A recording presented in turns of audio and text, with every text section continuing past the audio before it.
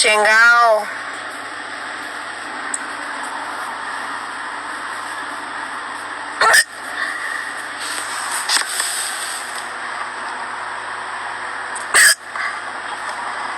Maybe if I think about something else, the hiccups will go away. I'm pretty sure that was a no, but...